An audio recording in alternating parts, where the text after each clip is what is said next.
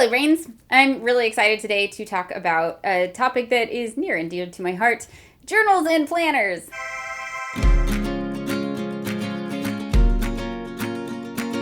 So this episode is sponsored by the Heroes Journal. One of the creators of the Heroes Journal I met with and told me this story about why he got into designing planners, which was when he was in college. He was struggling really hard, terrible grades, felt like he wasn't a good student, and somebody suggested using a journal or a planner.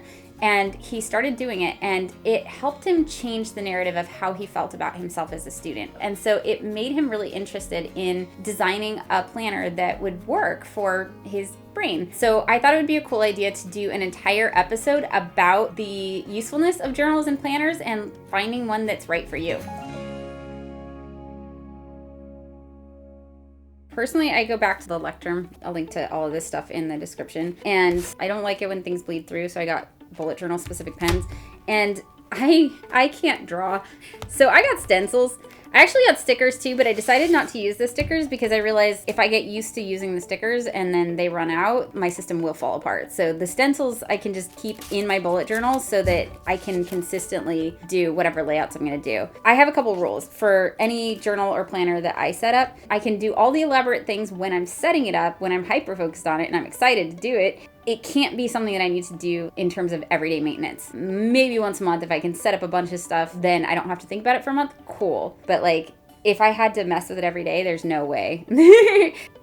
So I think the planner or the journal that you go with depends on what you need it to do. And sometimes in the excitement of the pretty and new and novel, like we forget what we actually need it to do, and we end up trying to serve the purpose of the journal instead of having it serve us. So before I even started making this, I asked myself, like, what do I need it to do? And I knew I need it to help me stay focused on the things that are important to me to stay focused on. Right now, that's my personal stuff. If I don't have something reminding me to take care of myself personally, then work starts to creep into everything. I start to, I'll just start work a little earlier. I'll work a little late, or I'll do some work on the weekend. Like, it's no big deal.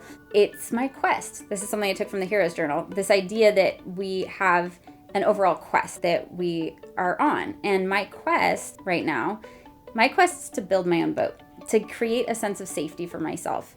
I almost drowned as a child.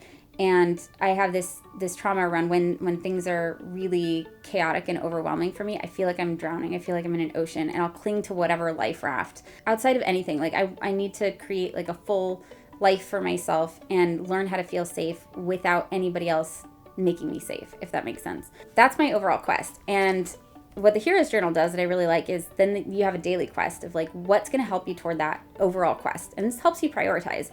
And so like today I'm taking a storytelling class. I'm learning how to storytell for connection and confidence. I also personally, like, my brain does this thing where I wake up in the morning and I have insights, or I'll meditate and things will pop into my brain and I'm like, that's brilliant. Like, I hadn't thought of that. And so I have a morning insights box.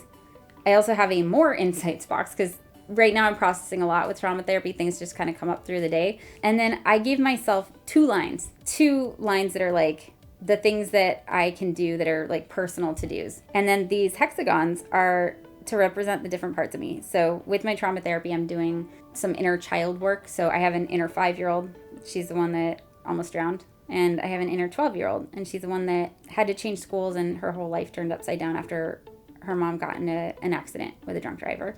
Every day I check in with those two and see how they're doing. I check in with me and see how I'm doing. And I check in with Chloe and see how she's doing.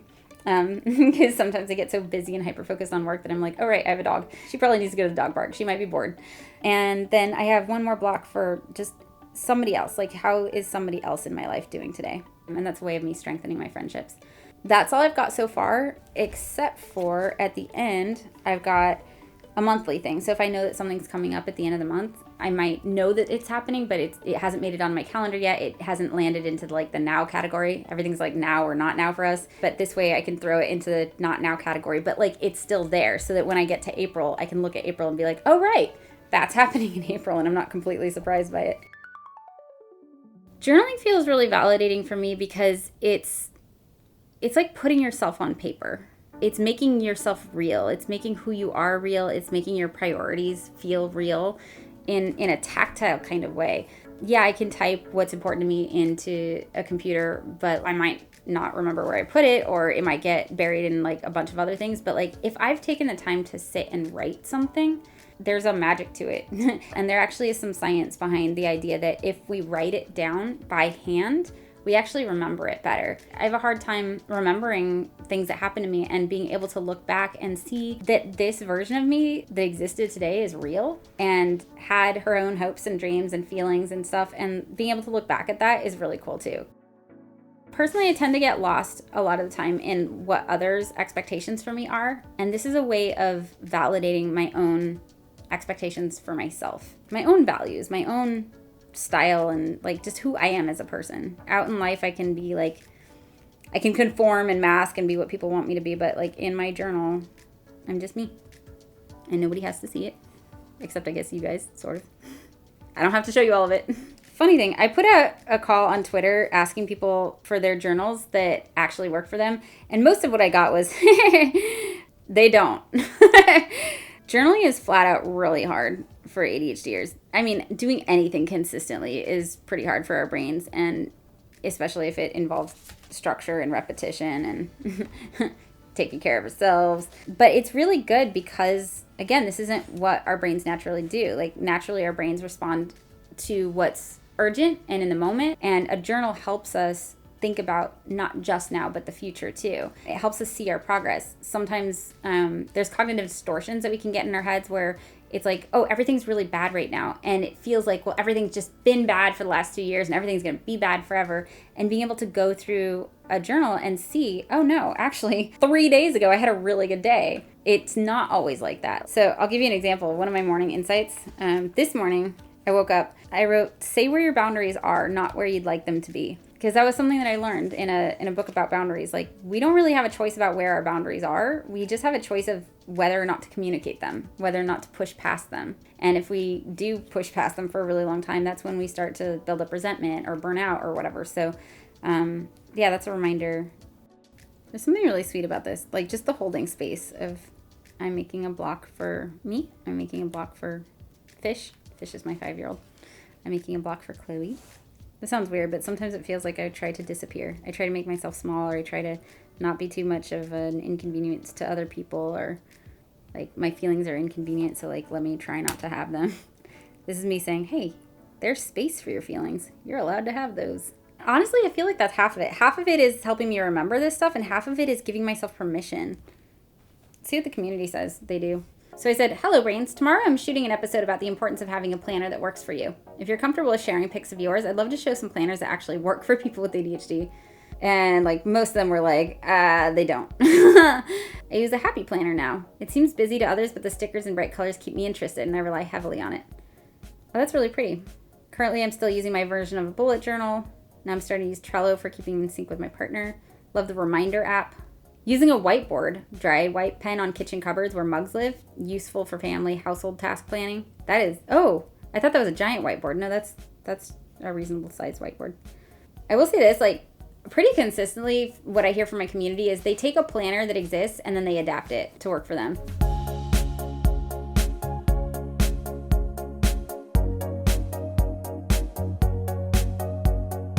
The creators of the Heroes Journal shared some of their layouts with us.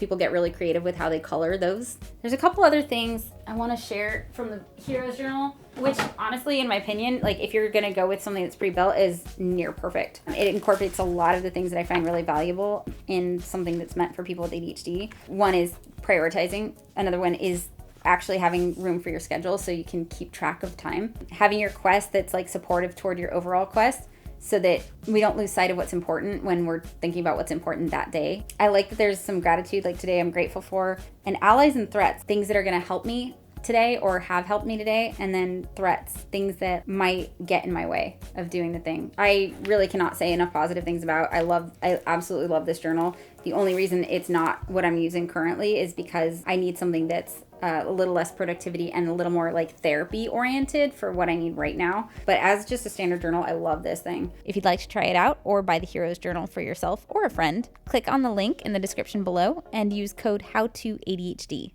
Either way, like whether you use a Heroes Journal or a bullet journal or like you make your own, having prompts that will help you think about the things that you need to think about to help you just have a better life, honestly. Live a life in line with your values. If you want to check out Hero's Journal, that's in the description below. There's also a link that's very special for us. Anybody who wants the Hero's Journal, but it's a little out of their price range, can actually download the entire Hero's Journal. And so you can use that in coordination with your bullet journal, or you can use it as is. Check it out. Let me know what your journal looks like in the description below. And thank you so much to my brain advocates and all my Patreon brains for supporting this channel so that we can only partner with brands that we really love. I'll see you next video. Bye, brains.